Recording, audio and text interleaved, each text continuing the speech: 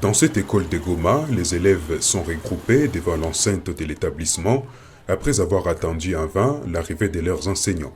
Les portes des salles des classes sont restées fermées et aucun élève n'a eu l'occasion de suivre des cours. Chama Vubaala, le président provincial de la force syndicale nationale, revient sur les raisons qui ont poussé les enseignants à boycotter la rentrée scolaire ce lundi 4 octobre. Les autorités congolaises, ils ont fait semblant sourd d'oreille à nos revendications qui sont notamment le paiement de tous les enseignants nouvelles unités et les enseignants à non payés, la majoration des salaires à un salaire au moins 1 500 000 francs congolais à l'enseignant les moins gradés. Tout ça, ça n'a pas été fait. Nous n'allons pas retourner à l'école sur base de pompeuses promesses. Nous allons retourner à l'école après que nous ayons vu notre argent sur le listing de paye et que nous ayons ouvert nos comptes à la banque. Les élèves qui se sont suffisamment préparés pour la rentrée scolaire ont été déçus d'assister à la non-reprise des activités. Ali Bin Selemani est l'un d'entre eux. Aujourd'hui, je ne peux pas étudier à cause de non-présence des enseignants.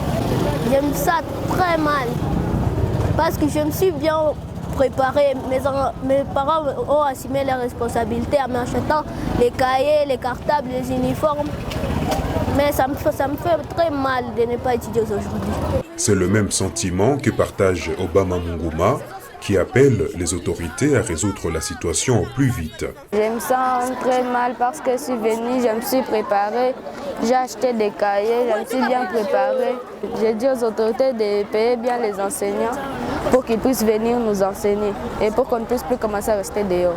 Lors d'une tournée d'inspection, cet inspecteur de l'éducation au Nord Kivu a constaté que de nombreuses écoles de la ville n'ont pas repris les cours suite au boycott des enseignants.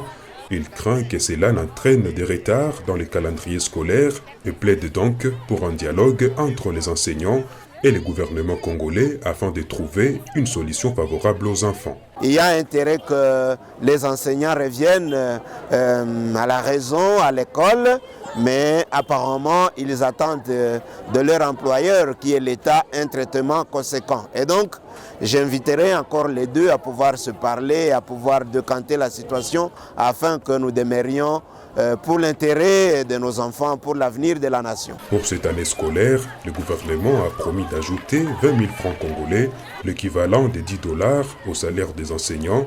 Malgré cette décision, les enseignants mécontents restent fermes sur leur position. Zanem Netizaidi pour VOA Afrique, Goma.